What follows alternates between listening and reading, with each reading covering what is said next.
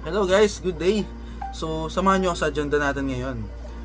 So kung matatandaan nyo, may binibenta ko last time, or kung hindi man, check nyo yung page para makita nyo. So ayun, nakahanap na yun ng buyer, and ito yung binibenta ko nga pala. So magkikita kami ngayon sa SM Manila, and samahan nyo lang naman ako yung sa biyahe and sa meetup namin ni Sir, and konting unboxing bago tayo lumabas.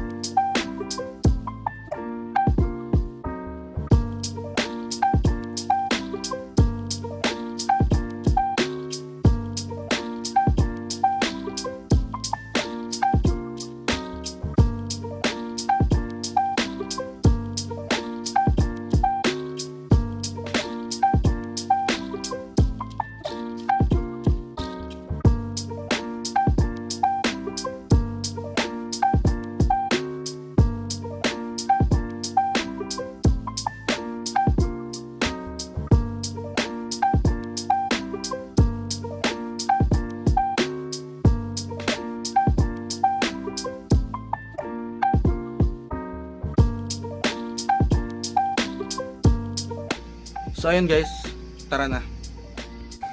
Naku po, makulimlim, mukhang uulan. Wala tayong payong. So ayun, waiting tayo sa Egypt. Medyo kanina pa ako nandito. Okay, yun na. Sa wakas.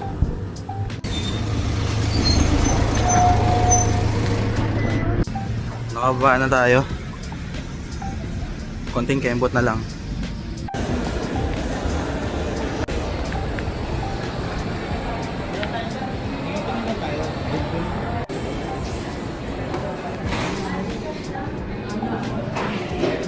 So sir, ano po, nice meeting you po. Ryan, sir.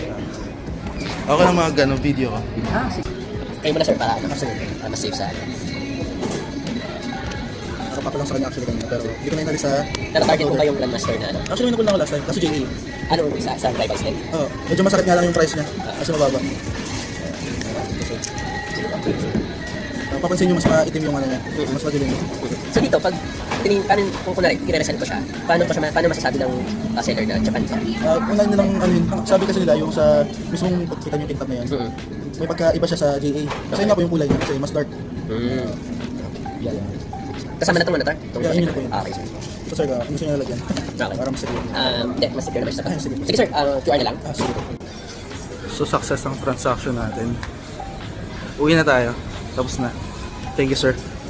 So uwi na tayo. Unbox naman tayo, may upload ko.